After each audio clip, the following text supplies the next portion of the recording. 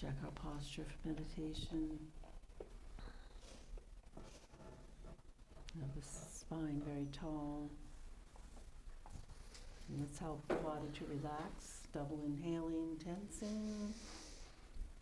And then release. And 2 more times.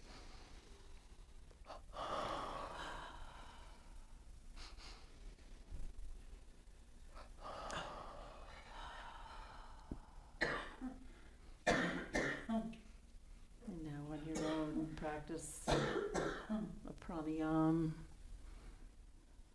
And then moving into Hong Sa and your meditation practices. We have 25 minutes. And we are offering the purification if you feel to join in that.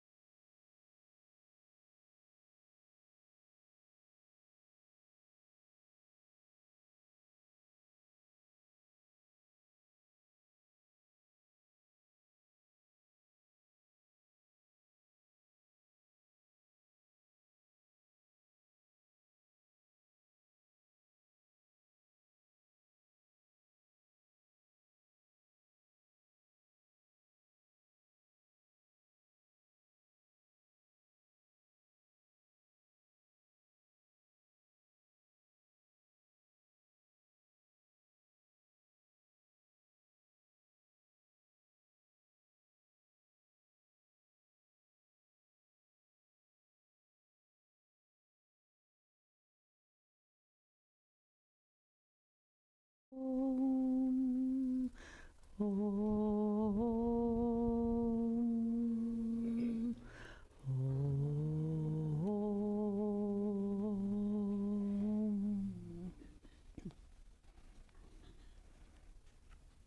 And now remaining in this inward state of meditation, let's practice our affirmation from Affirmations for Self-Healing by Swami Kriyananda. The affirmation today is on love.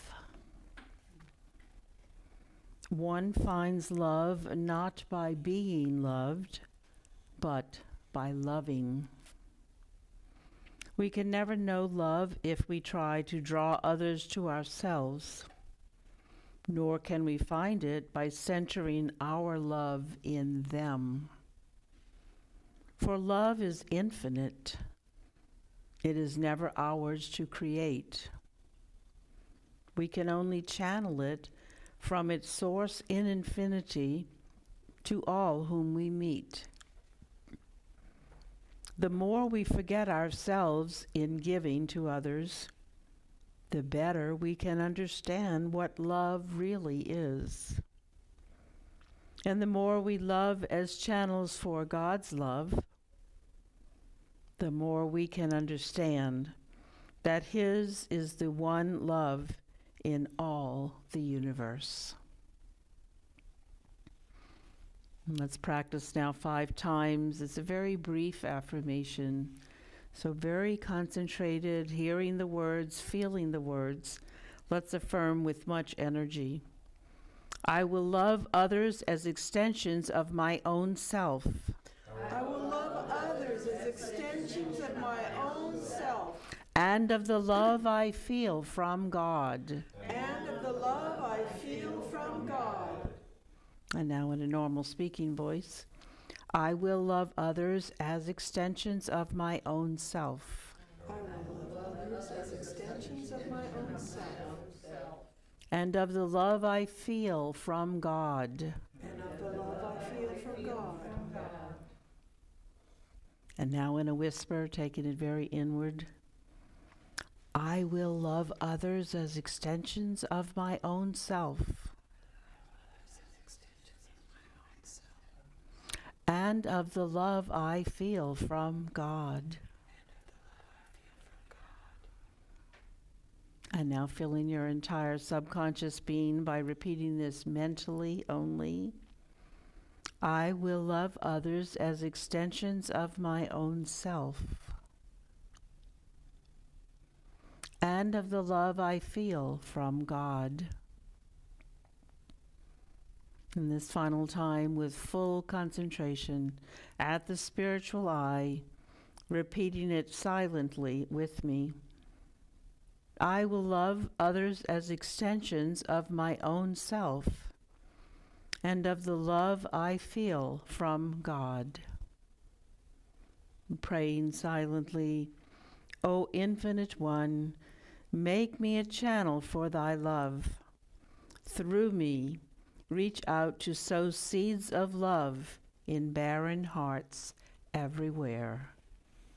Om. Peace. Peace. Amen. Amen. And now we still, in keeping inward, we just had learned that Francisco's mother has passed, and so we're going to do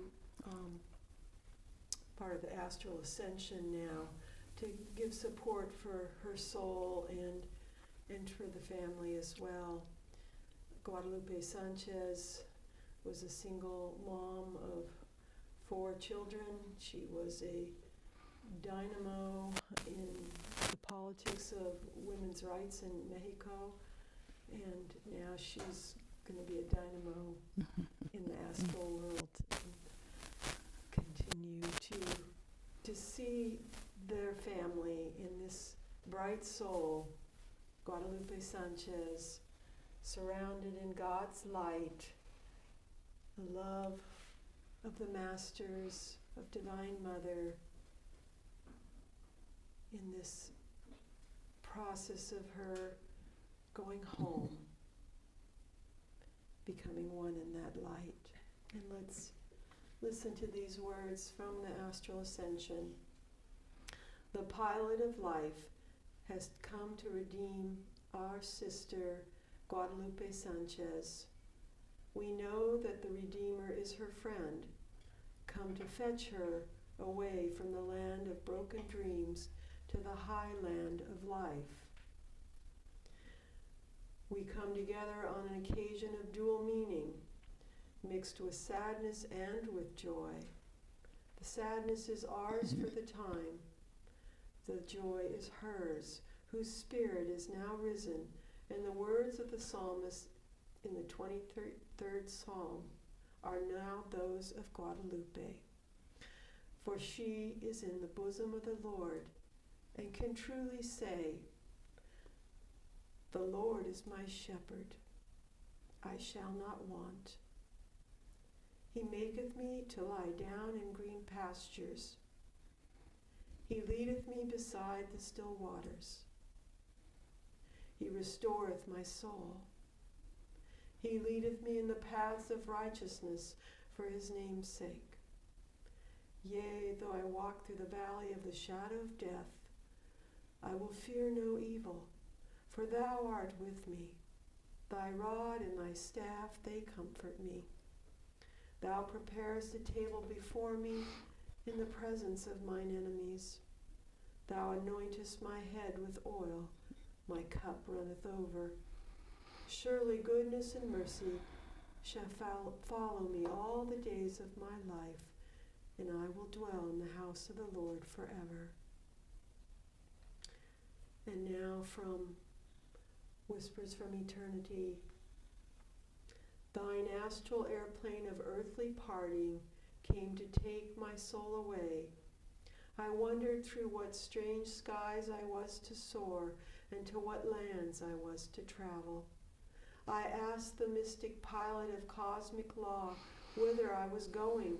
The silent one answered soundlessly, I am the pilot of life, mistakenly called the terrible death by ignorant earth folk.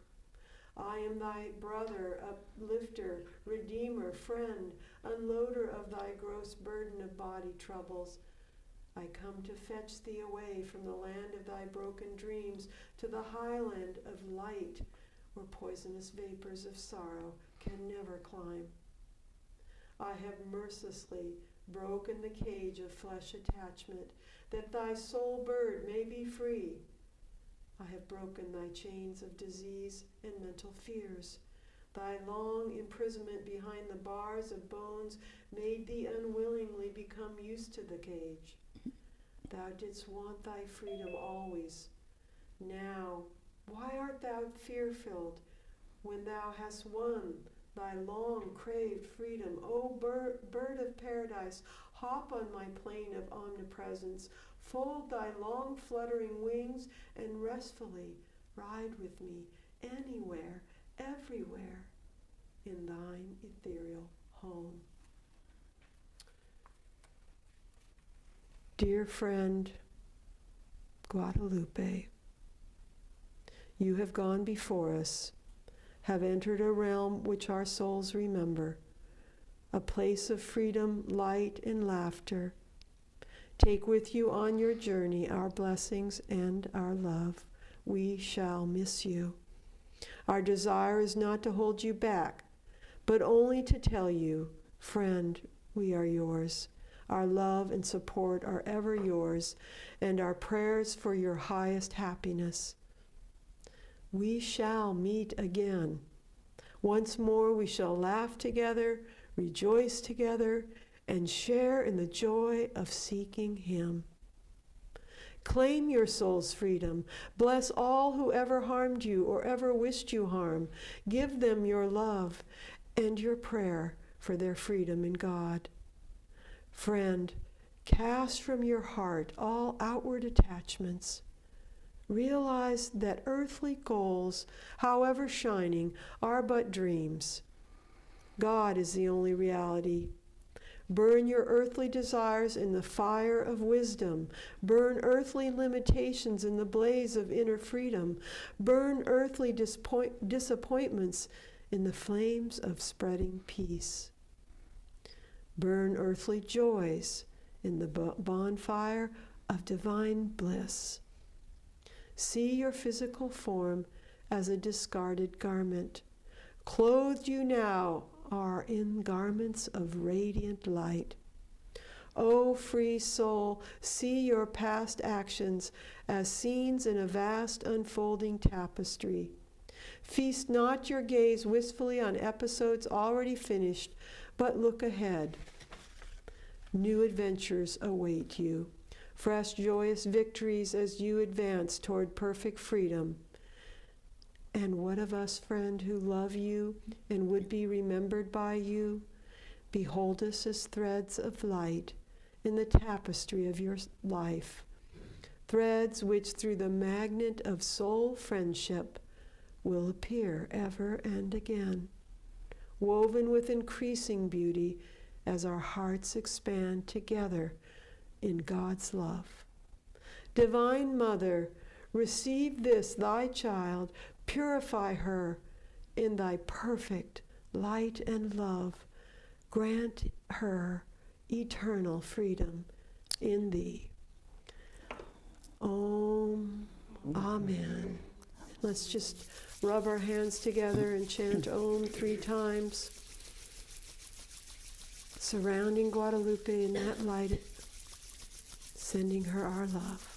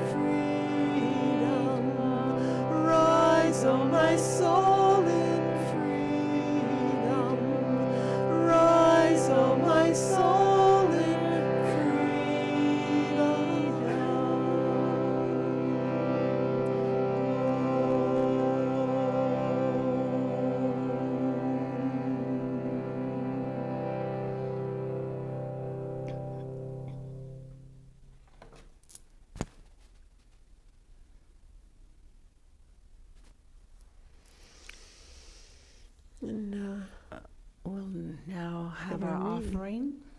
And then our reading, right? And then our reading. Okay, sounds good. Yep. And then we'll welcome Sagar. Yeah. Sorry for the little bit of delay here.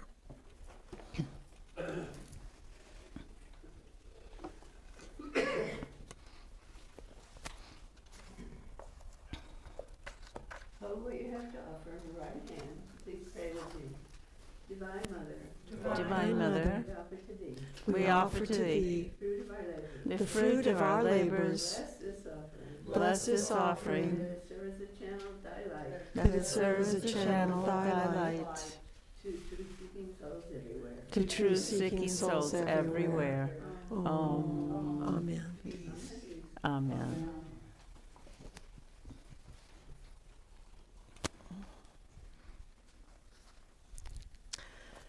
So our reading is from Rays of the One Light, Weekly Commentaries on the Bible and Bhagavad Gita by Swami Kriyananda.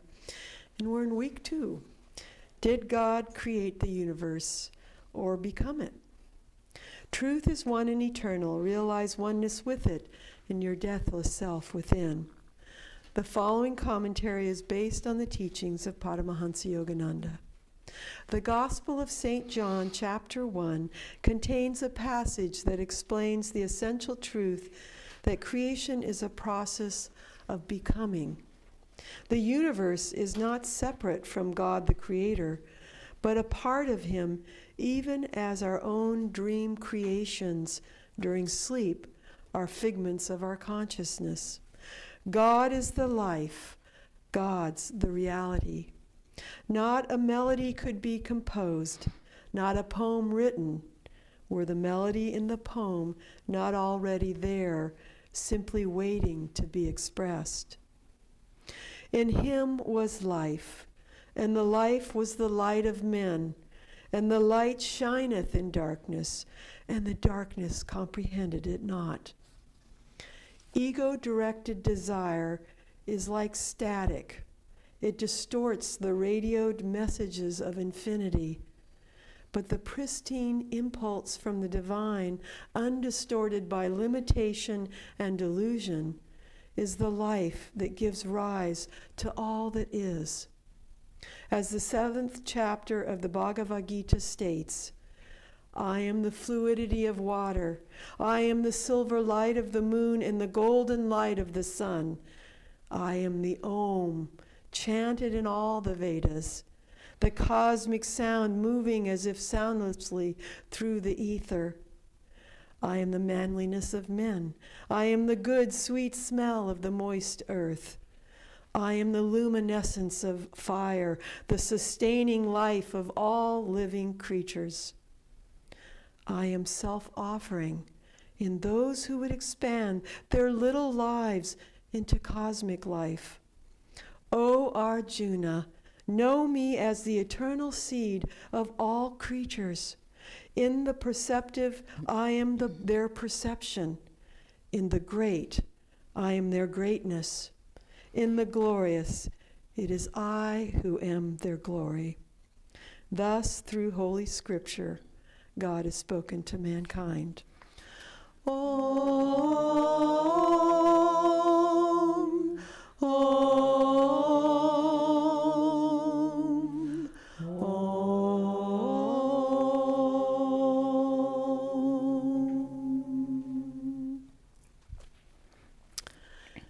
Now, just a couple of announcements. We must make these announcements really quick.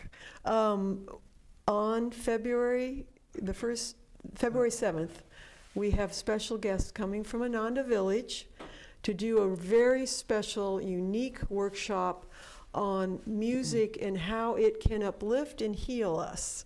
And it's Sachiki and his wife, Ishwara, and they're going to be coming from the village.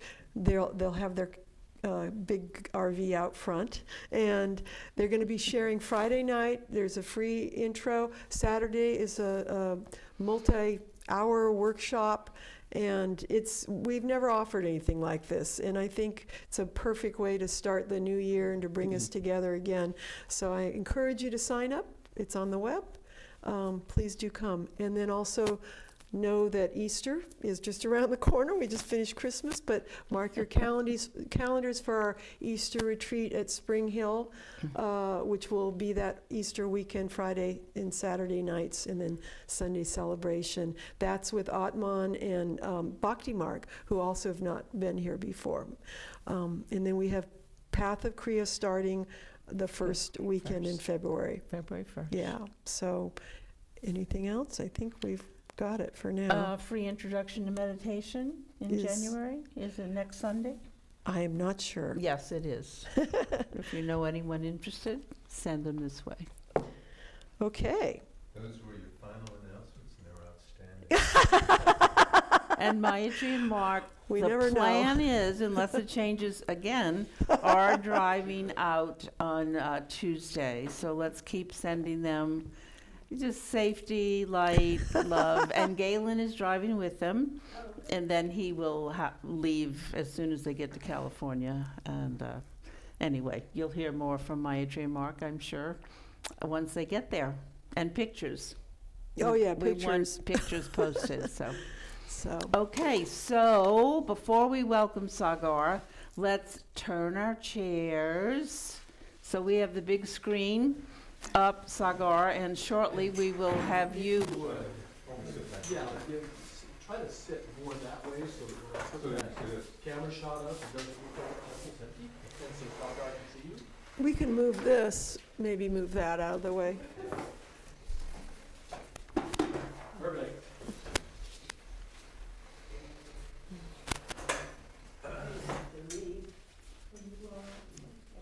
Yay!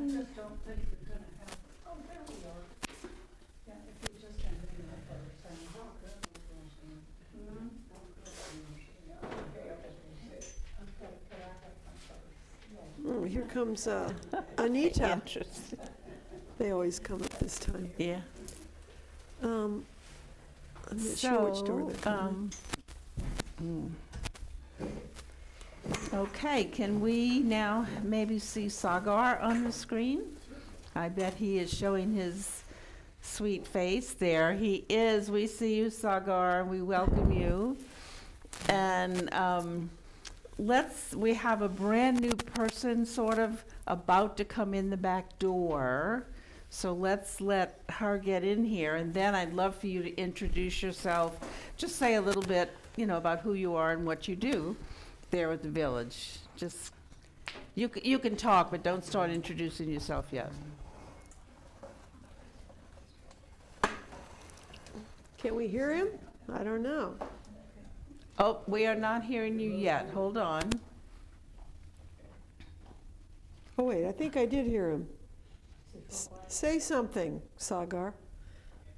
No, almost. It's Something. like it's not coming through the speakers. Here, let me see if I can turn this up. Here. Keep talking, keep talking. Okay. There we Oh, go. there he is. Okay, there you go. We got you. Okay.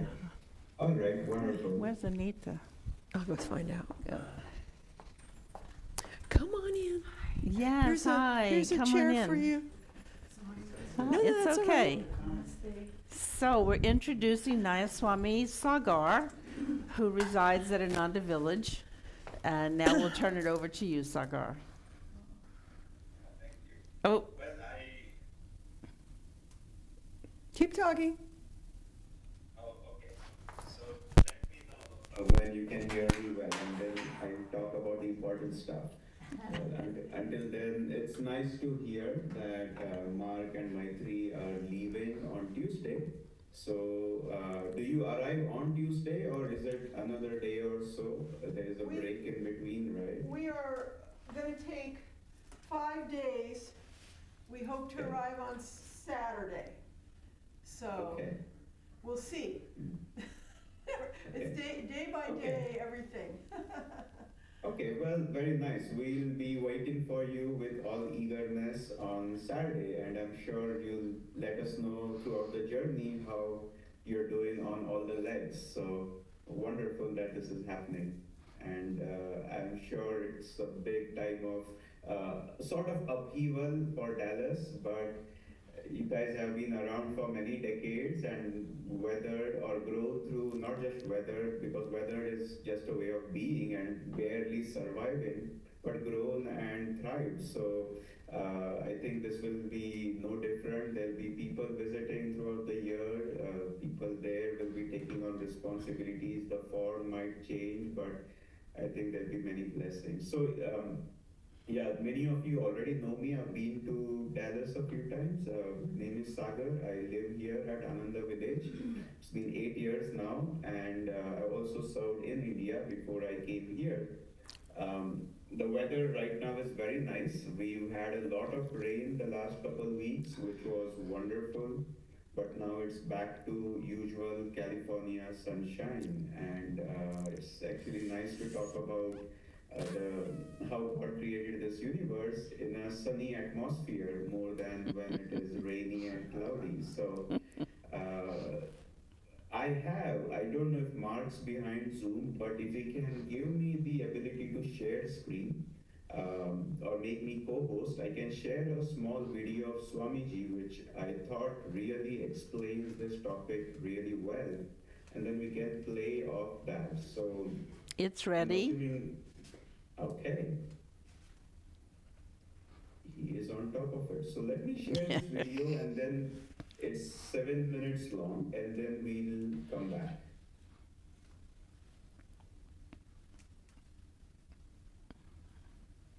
God is center everywhere, circumference nowhere. How did God create the universe, really?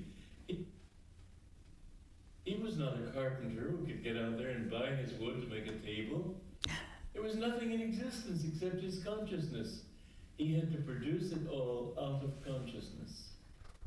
How did he do it? He couldn't be here looking downward into his nothingness. He had to become everything. That's why I said God is center everywhere, circumference nowhere. God is everything. But he brought out of his consciousness what we call reality, which is really just his dream. You and I are his dream. His nature is bliss. His nature is perfect.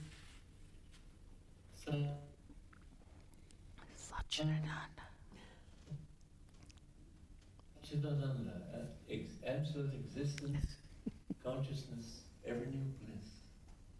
And out of that bliss you and I have come, and that's why we all look for one thing in life. We look for happiness. We look for that bliss that we've lost. But our reality is that, and we will never be satisfied with money, fame, power, nothing, until we have found that bliss. Look at the world. Look at history. So many people with so many ambitions, and yet none of them have ever said, I've achieved what I want. Except one class of people. Those who have found God have said, I've found everything I was ever seeking. They are willing to give up their lives to help other people to find that same truth. Because bliss is what all of us are really looking for. And we think bliss will be found in a little bit of human fulfillment and so on, but everything is a compromise. Nothing gives you what you want. You will always be, because how could God create this universe? He had to do it on the principle of duality. It's a vibration, really, of consciousness.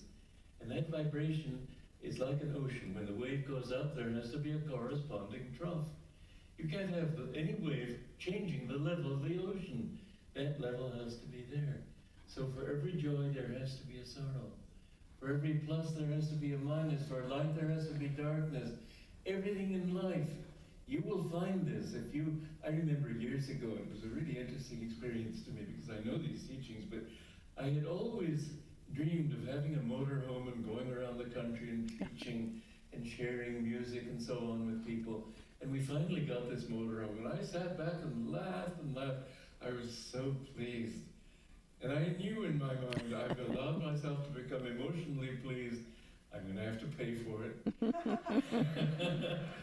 And I just assumed that, of course I would pay for it. Well, that very evening, when I was on one knee, reaching up into a cabinet above there, and Vidura, who was driving, had thought he was stationary, but it was in a parking lot, driving forward so softly that you couldn't feel it until bang, it hit the side of a supermarket. And I was thrown forward onto the ground, broke a finger, and I had such a good laugh over that. You know, when you see that trouble comes to you, you have to tell yourself, this is great fun, it's showing me something.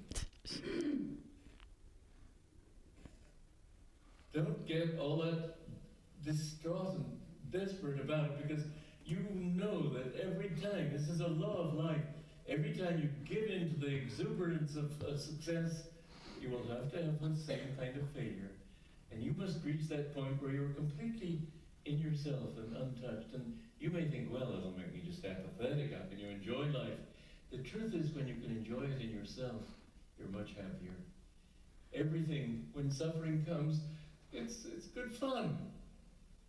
Really, as long as you can be detached from yourself, nothing really matters. I broke a tooth a few years ago in Assisi, where I was living, and we have a center there too. And it was on New Year's, so I couldn't go to the dentist that day. But the next day I went, and it was right in the front here, broke off at the gum line. And he said, well, it's going to take 4 visits. First of all, I have to reach in there and kill the nerve. Then I have to sort of drill a post into your jaw, and then I have to do different things before I finally can stick the old tooth back onto the other 4 visits. I said, look, I don't want to keep coming back here, just do it now. He said, oh, it's going to hurt a lot. I said, don't worry, I don't even want anesthesia. I was just thinking, well, I've lived a long life, and this is just a few moments in that big panorama, who cares?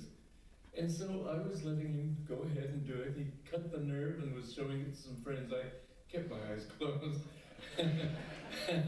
Then he drilled this post in there, and in an hour I was fine, and it didn't hurt me, because I accepted that it would probably hurt a little bit, but it's a small thing. Don't let momentary experiences throw you for a loop. This is what life is all about. In fact, there is always a certain amount of pleasure in misery, and a certain amount of misery in pleasure. When you're very happy with something, there's always a thought, oh, but it won't last. Isn't it? And I remember years ago, I was at Carnegie Hall. I had gone that day to get a little dictation machine, and the salesman recorded into it to make sure it worked. It was fine. He didn't turn it back to the beginning. Anyway, I was at this concert, and I was thinking, Raphael Kubelicz was directing, and in the middle of a movement between this, I think it was a Smetana symphony, I thought, well, let me see if this dictation machine will even record something in the distance. So I reached in there and pushed the button. I pushed the wrong button. The whole hall was filled with, hello, testing, 1, 2. Oh. You know, moments of supreme embarrassment don't come that often. He reached 4 before I could find the stop button. And even at that moment of his extreme embarrassment, I was thinking with self-congratulation, what a story this will be. You'll find some woman she went to Yogananda, and she described this harrowing operation she had had. And finally he thought, oh my goodness, she's still suffering from it. It must have been just last week. He said, when did you have this operation? Oh, 20 years ago. Why live in such things? You can live at peace and be happy all the time if you understand that your reality is not in this world, which changes from day to night, from heat to cold, from joy to sorrow, from success to failure. This is the nature of reality. Don't let yourself become identified with anything that goes on, but understand that inside there is a reality that never changes. Beautiful. That was wonderful. This video of Swami's is one of my favorite videos, because he conveys that this world is a mixture of joy and sorrow, ups and downs. He conveys that it's a dream, but he conveys it from that center from which this truth can be realized, which is inner bliss. It's not just an abstract statement, it's not just something he says in a grim manner, but as he mentions that when we are one with the ocean, when we are no longer the wave playing the ups and the downs, then we realize all that needs to be realized. And so it's not a nihilistic statement. Many of us who have been a part of Ananda or studied the yogic teachings know that yes, God did become this universe, His consciousness has condensed into this creation, and it is based on the law of duality. The question becomes, what do we do about it? How do we get out of it? And the reason I also shared this video of Swamiji's is it emphasizes, perhaps we tuned into it, that we need to do two seemingly opposite things at the same time. This is often speaking the path of yoga. It's union, it unites two opposites into one reality. And the first reaction when we realize this is how can both be true? It has to be this or the other. And the two opposite things, which is one, we have to wake up from the understanding that this is a dream. We have been hypnotized into thinking this is our only reality, and that hypnosis is the cause of all our pains and sufferings and everything that we mess up. It's that sole major cause. And then the second one is we can't wake up to realizing that this world is a dream by trying to ignore it, demean it, try to get away from it, but we have to act dutifully within it. And this is where, many of us, I think as we mature on the spiritual path, through the example of somebody like a Yogananda, a Jesus, a Swami Kriyananda, we realize how to bring these two opposites together in our lives. Because, I was reading one of the chapters where this is all revealed to Yogananda finally. I mean, he was born liberated, but he went through the journey and the seeking and the revelation all in his life as a young boy for our sake. So we could read about it in Autobiography of a Yogi and then realize this is what it all looks like. And so the pinnacle of his realization, so to speak, was that chapter, an experience in cosmic consciousness. Many of us have read that chapter. If not, you can read it again.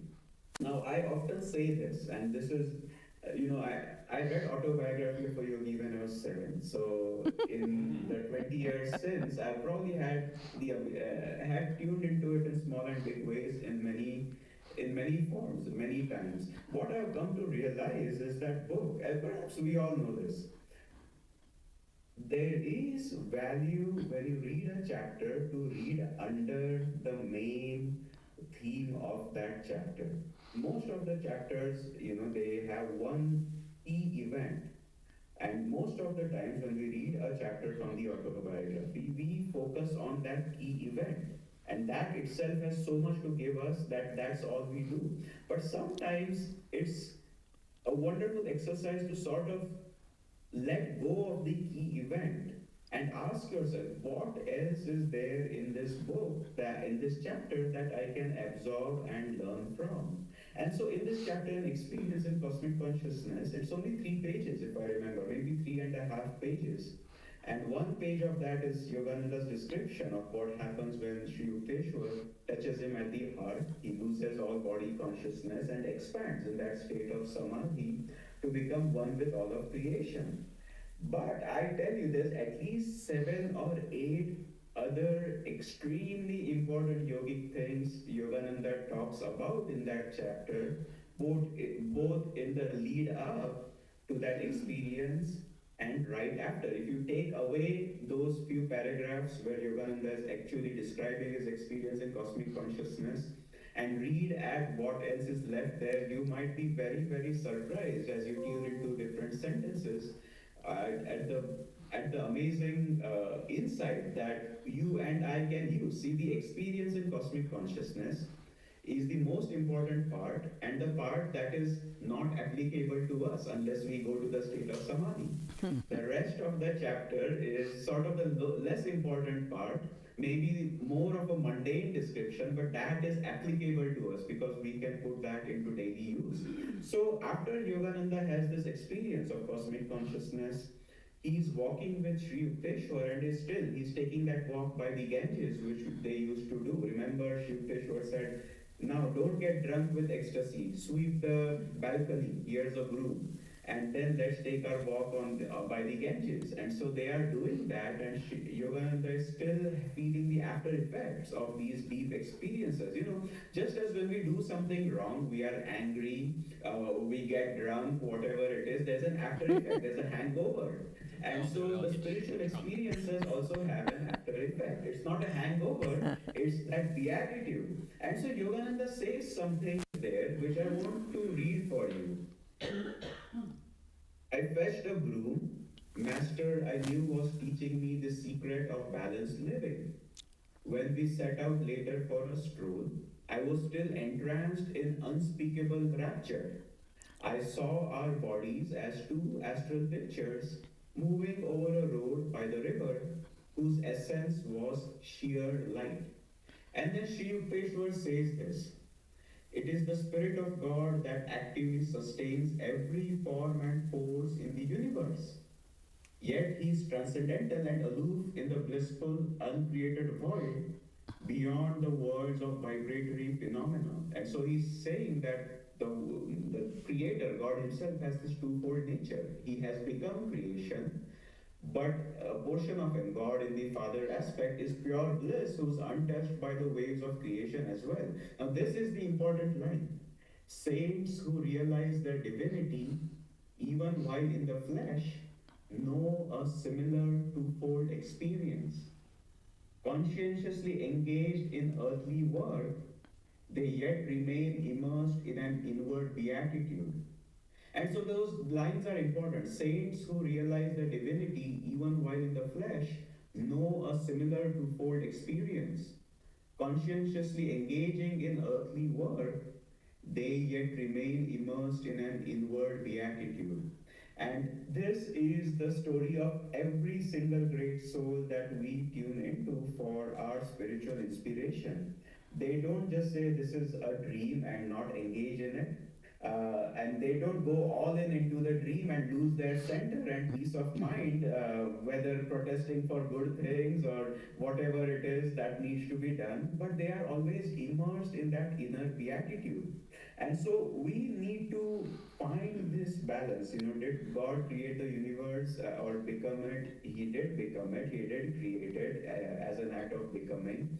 Our role is to tune into both these aspects of what are needed in order to realize this for ourselves, that this world is a dream. It won't come just by theoretical understanding.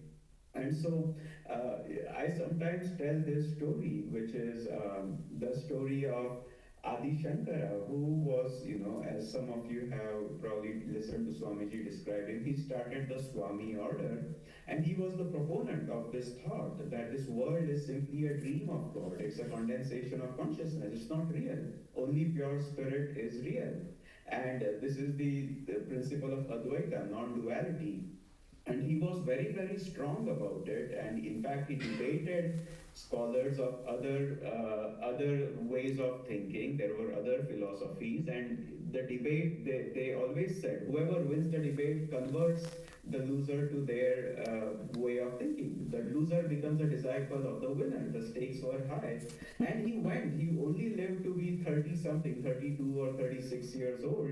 He went the length and breadth of India in that time. And he had these debates, and that's how he got his deepest disciples, those who were sincere about their understanding, but realized after meeting Adi Shankara that what he taught was the higher version of truth.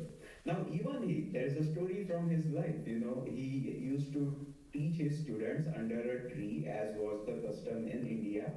And he would go through the scriptures and would explain these principles. And so one day they were sitting under the tree, the master, Adi Shankara, and all his disciples. And Shankara was explaining to them, let me explain this to you again. Get this in your brain. Don't 100%. This world is a dream. You, as you think you are a dream. It's not a reality. This tree under which I'm sitting, it's a dream. It's a condensation of consciousness. It's not a reality. These books that we are studying from, these great scriptures, they are a dream also. Their true nature is spirit. And then this carpet on which you are all sitting, this is a dream as well. And so we are living on a dream planet. This world is a dream, it's not real. And do you guys understand? The students were doing their best to grasp. If somebody tells you, imagine, after whatever number of years you thought this is the reality, this is you, somebody starts telling you, okay, this is not you, this is only a dream. It takes a little bit of attitude adjustment, so to speak, many years of it to even try to feel this reality. And so as they were thinking, they understood it, they heard this huge sound, and a bunch of people, the villagers, were running towards them. And the person who was at the very front shouted out to Shankara and his students, get out of the way, there's a mad elephant who's out of control. He's running this way and he's going to trample all of you down. And then they ran on. And all of Shankara's disciples just kept sitting, this is a dream, the elephant is a dream, these people who told us to run away is a dream, I mean, what does it all matter? But Shankara, as soon as he heard it, he was gathering all his books, he was putting them in his bag, and he was running. And then he looked back and he saw all his disciples just sitting there in a stupor that they were all dreaming because he had told them it's all a dream. And he shouted at them, what the heck are you guys doing? Get out of the way, didn't you hear what that guy said? And so when their master told them that, they suddenly realized they need to run. They got up, they ran, and sure enough, this bunch of another set of people came running by. The elephant went right through where they had been sitting, stampeding. And then once the animal was gone, the elephant was gone, Shankara came back to his seat. And he said, okay, all of you guys come back, seat where you were seated. And they all sat there, and he said, let's be like the yogi. Be calm, be unruffled, don't worry about what happens. And now let's continue as if nothing happened. Where were we? Yes, I was saying this world is a dream. So this tree is a dream, this floor is a dream, you guys are a dream, these books are a dream, it's all a dream. Do you guys understand this? And finally the students had enough. And one of them finally said, wait a minute, sir, just wait a minute. I'm very confused. If everything is a dream, then why did we run when that elephant came towards us? Why did you run if you have realized this is a dream? When that elephant charged towards us. And then Shankara sweetly said, but don't you realize, even the running was a dream.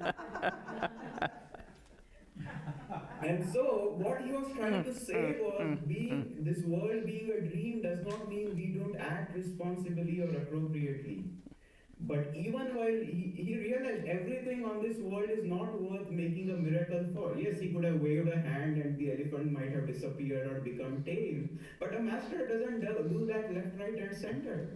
He acts according to the laws of creation, and it's only occasionally that he tweaks those laws, which is a higher law. But even while he was running, he was just doing that which was appropriate. If a mad elephant charges towards you, you get out of the way. There's nothing more to it, but you realize this is all happening in the dream of God. And the lesson there was that even though this world is a dream, we have to act appropriately. We have to navigate through all the challenges. We have to pack up our U-Hauls. We have to pack it well. When you come back to Ananda village, you have to find a storage space and people will help you and put it all there, and you have to get your life together here. All of that has to be done. But as that line from Sri Yukteswar says, again, saints who realize their divinity even while in the flesh know a similar twofold existence. Conscientiously engaging in earthly work, they yet remain immersed in an inward beatitude. And so Sri Yukteswar himself had to engage in lawsuits to prevent his ashram properties being taken away by relatives or other people. Now he could have said it's all a dream, but he did not. Yogananda had to do the same. He had to incorporate an organization, he had to plan, he had to earn income, he had to pay mortgages. All of those things that we all have to do, but he did it while remaining immersed in that inner beatitude. And so for both, all of us, luckily, the training is the same. This world is a play of consciousness, but the only way we will win release is by mastering it. We have to graduate school. We can't drop out. The saints are graduates from the school of wisdom, school of life. They are not dropouts. And this is why they show us through their vigorous activity, taking on challenges, navigating them while earning their freedom, that this is what we are supposed to do also. So the other part of it, though, is for most of us, being immersed in being active is not hard.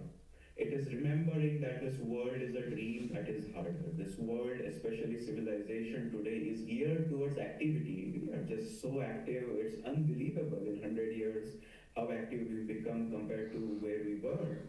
And so the thrust has to be through meditation and such, reminding ourselves that this world is a dream. Meditation brings us to our center while keeping us awake and ready. Meditation is not sleep. We are very, very aware, but we are aware while being intensely still. And that realization then translates into all of our actions and interactions. We act from a center of calmness. We respond rather than react.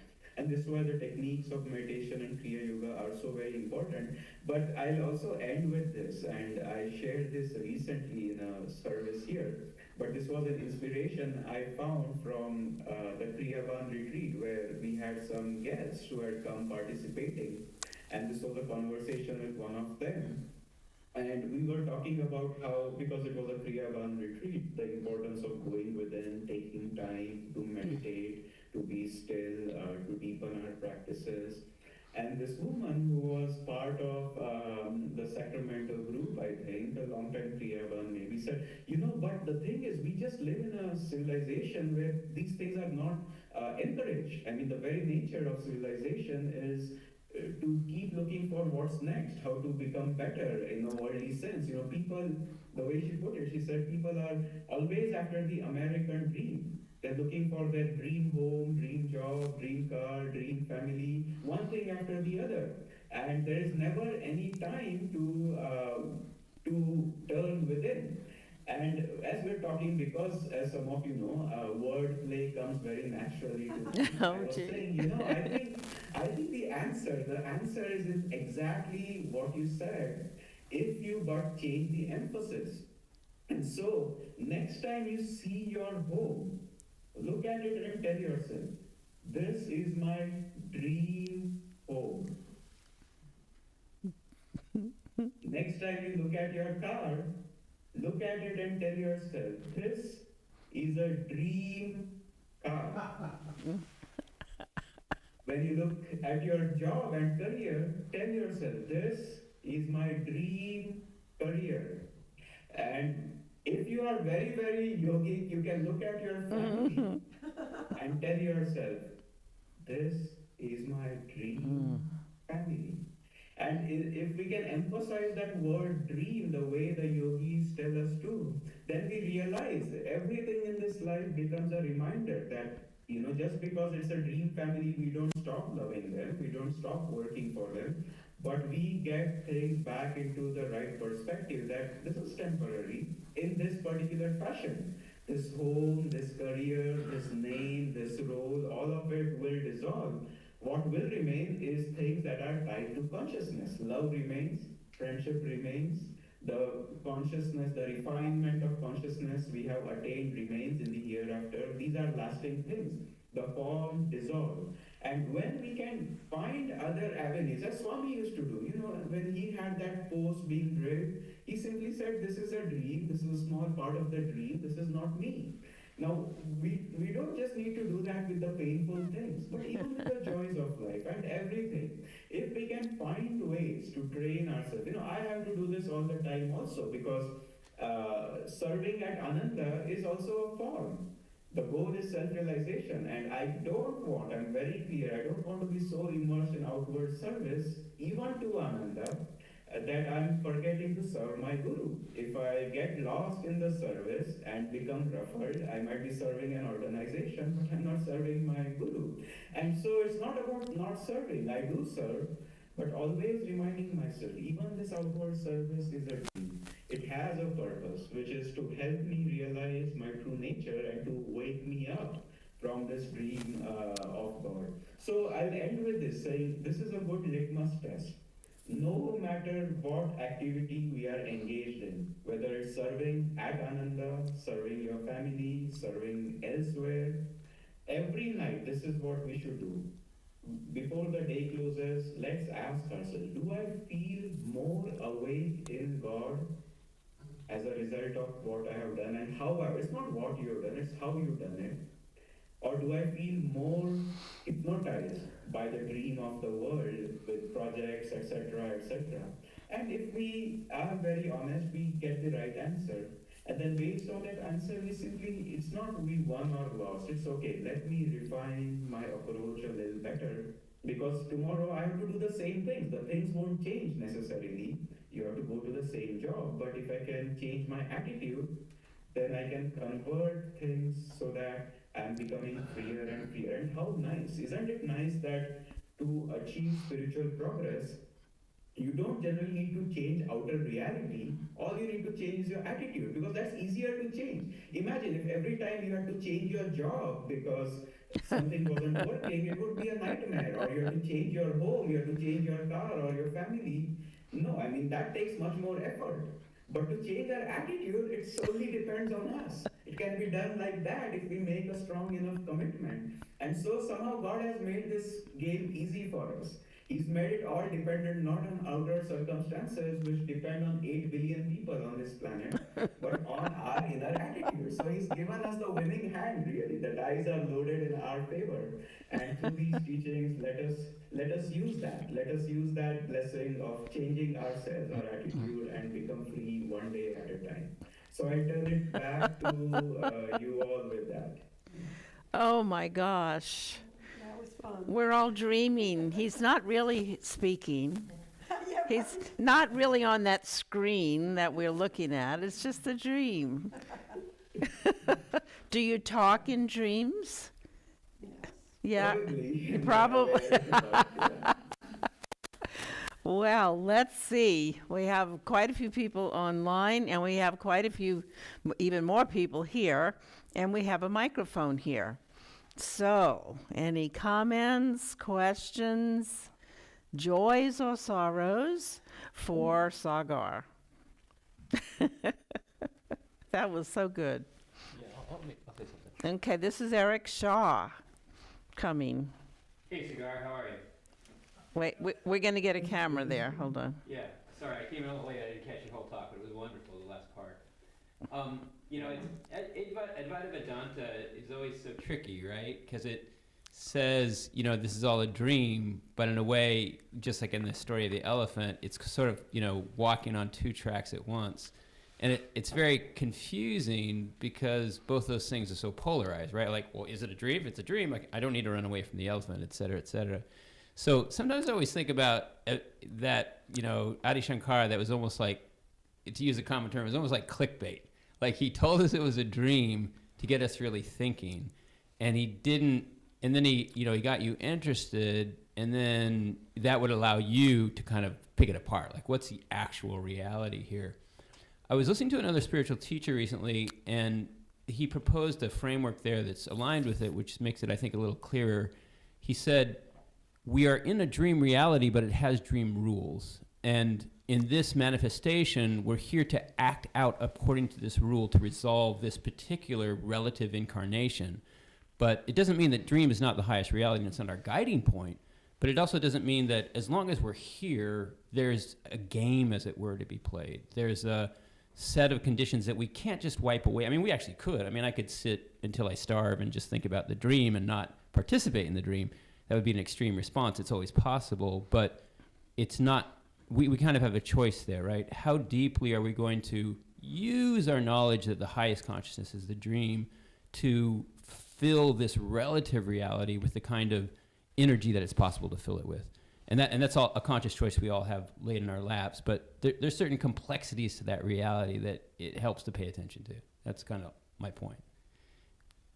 Thank you for your talk. If you have a response, I'd love to hear it. Yeah, thank you. Yeah, no, I agree. That teacher that you were talking, whatever he said was exactly true. There are dream rules, and the dream has a reason. God wants us to learn from the responsibilities, just like school. School is not life. Your life is maybe at home. You go to school for a certain few hours to learn lessons that you can bring into your life. So this life is like a school also. And so we have to master those dream rules. It's nice to ask every time something happens, okay, which end of the puzzle, or which way do I pick this up? Do I pick this up, tune into this situation from the fact that it's a dream, or from the fact that I need to be practical and act in it? And sometimes we realize we need to, especially when blow ups happen, when personalities clash, sometimes it's important to remember it's a dream and to step back a little bit. But when action is required, to say it's a dream can be simply a way of wanting to give up on taking a responsible next step. And at that time, we need to emphasize that we need to act. So, yeah, we have to play it out carefully. Questions? So in a moment, we're going to read a question in the Zoom, but everything that was just said, was it Yoganandaji that said, when you hit your dream head on the dream wall, there's going to be dream pain? Was that Yogananda or Swami? It was Yogananda. Yeah, I thought Yeah. so, yeah. Yeah. That makes me laugh. Like if I hit my hand on the wall, I always think of that, that story. And A dream is not unreal. It's a reality that Of is consciousness. on top of an underlying deeper reality. And so dream is real, but the foundation of that reality is that the person who's asleep is it's his consciousness. And the dream becomes a nightmare when we forget that it's only a dream. That word only is important. And so, it has a reality, but as a dream. right. So can you see the question in the chat, or do you want Mark to read it? Stuart from Las Lunas, New Mexico. So, how would you define personal consciousness, and especially as regards the dream? This is, the notion of the ego, the sense of I, where we get separated and we think we exist. We do exist, but we exist as a part of a higher reality, but where we are hypnotized into thinking that we exist as a separation from the rest of creation. And that's why we have a beginning, we have an end, and this is ours, that is not ours, so on and so forth. That is the biggest hypnosis to break. As Swamiji said, the goal of the spiritual path is to dissolve the ego. Very few people, it's very hard. How do you even define an ego? You can feel it. Some of these spiritual concepts are very hard to define. They are easy to feel. When you feel this is me, that is not me, that is ego, because there's a limitation there, and that everybody can feel. And that is a flexible boundary. When you are very, very compassionate and you look at somebody who hurt you, you realize, well, his pains are also my pains. And so the boundary of me, not me, has expanded to include that other person. But if somebody asks you, well, is the moon also a part of you? He says, no, wait a minute. I'm right now feeling compassionate. Everybody around me feels like a part of me, but clearly I'm not the moon. And so your ego has expanded a little bit, but it's still constricted because it's not encompassing all of creation. And so that hypnosis has to be broken in a particular way. And since you asked this question, again, going back to that great chapter, An Experience in Cosmic Consciousness, as I said, if you take away those paragraphs which describe that experience, there is a lot of gold left. And right after he receives that state of consciousness, samadhi, he says this, Yogananda says this, which is very important. A master bestows the divine experience of cosmic consciousness when his disciple, by meditation, has strengthened his mind to a degree where the vast vistas would not overwhelm him. The experience can never be given through one's mere intellectual willingness or open-mindedness.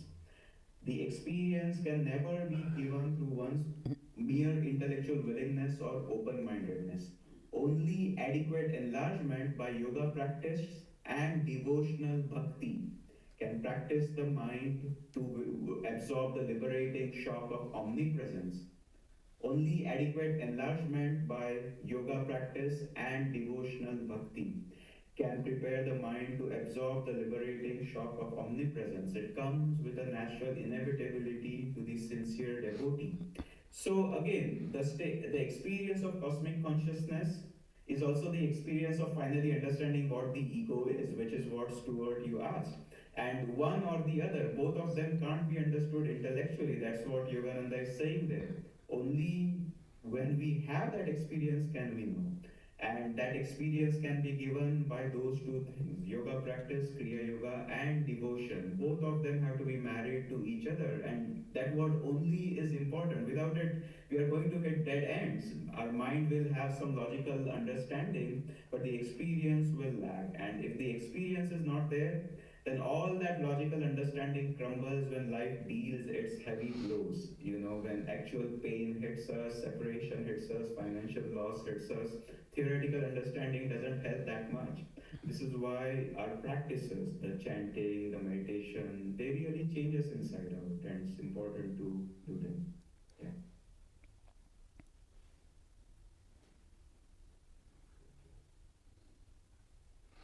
Hello, friend. Apu here from Houston. Hey, Atul. No question, but I just wanted to say hello and just have the group say hello. Can you see everyone? Yes.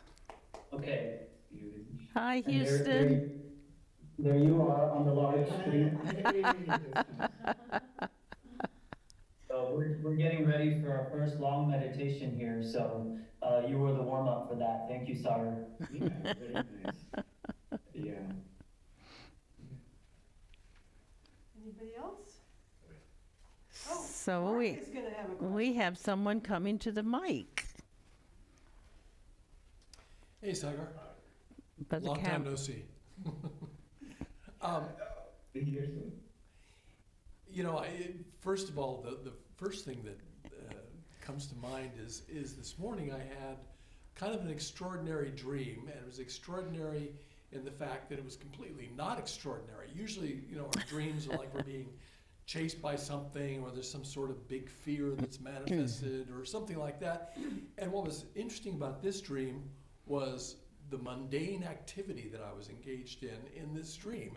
And I was sitting in some sort of an office, you know, with a professional type person of some kind, and I was filling out paperwork. You know, it's like, well, when you go to the doctor's office or something, I was like, and, you know, and I woke up at that point, you know, it's like my tree shifted or something, and I woke up and I was like, well, I wonder where that would have gone if I hadn't woken up. But still, it's interesting to, you know, that even nightly dreams have their mundane aspect, and we probably just don't remember those. So, you know, and in our daily lives, that's what we're really experiencing most often is the mundane aspect of this dream. But the question I have is, you know, recently, within the last 6 months or so, Jyotish, when he was giving a talk, made a comment that Yogananda said that until you learn to wake up in your dreams, your nightly dreams, that that was like a prerequisite for actually waking up out of this dream. And I'd never heard that before. And many years ago, I'd gotten interested in lucid dreaming, and there are techniques for taking you there. And I had a few experiences with that, but I never knew anything about that being related to waking up from the big dream, right? And so my question is, number one, do you have any idea where I can find where Yogananda said that? And number two, if you have an opinion on this, is learning to wake up in our dreams, our nightly dreams, is that something we should be working towards as a pathway for waking up from the big dream? Well, what I would say is going back to to that single line that Yogananda gave. Only adequate yoga practice and devotional bhakti, these two bring that experience of samadhi. So the spiritual path, as we are taught, Kriya Yoga plus devotion, is complete. We don't need to work so much separately on the other things, because the deepening of our meditation brings forth these other things, whatever is needed. If it's important that you dream and be awake in that dream, Kriya will bless you with that ability as you keep going deeper into that practice.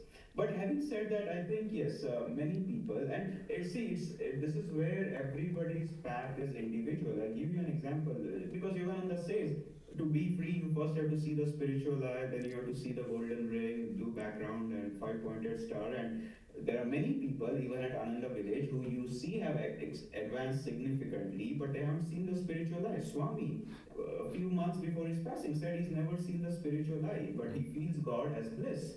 And so then he used to say, what is one person's last step on the spiritual path might be another person's first step.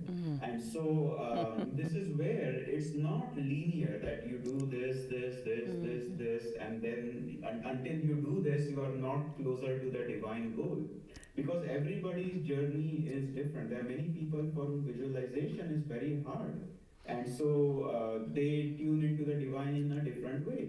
Others are musicians and they might hear the inner sounds very quickly.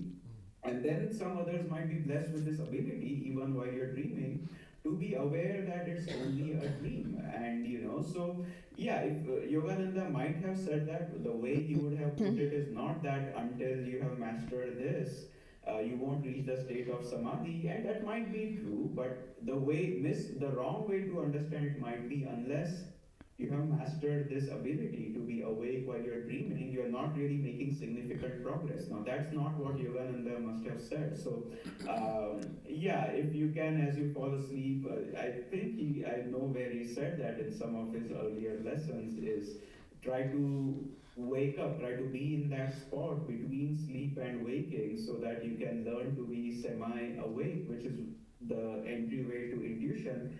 But there's so many things we can do. If you can practice something like that, sure. But if not, focusing deeply on our meditation practices of Kriya Yoga is the primary thrust.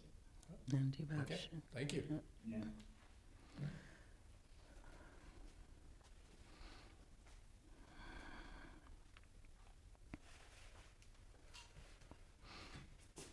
Okay, we have another devotee rising, walking toward the microphone. Nice, Swami Sagar. I'm so happy to see you. It's Mike Wolverton. There was an occasion where my sister said, everybody's going to Los Angeles, and let's go there. And what I remembered the most was how fun it was to be with my sister and her husband when we listened to Swami Kriyananda at a large venue in Los Angeles. Perhaps it was this one that you showed. So to me, the inner feeling from Kriya Yoga meditation that is maintained and ever more expanding is kind of like a blessing of experiencing the cosmic consciousness. And when I'm with someone like you online, or with Swami leading in an audience, then it's just a continual expansion of the experience. And so I'm so very grateful. And I had the good fortune of learning about this topic some time ago, and I would, every moment when I was working, I retired about 4 years ago, I was always in the divine reality in terms of everything I did, every relationship, every experiment, every presentation I gave, everybody I listened to. And the purpose of going to a meeting was for all of our souls to love one another. And by the way, we went ahead and got our jobs done. Thank you. Thank you so much for the testimony, Mike. Yeah, it's a joy to see you.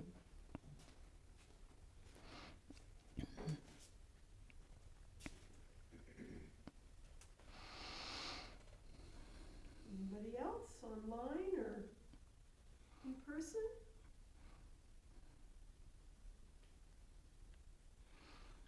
It is almost high noon here and almost 10 for Sagar, who may be going to Sunday service. I don't know.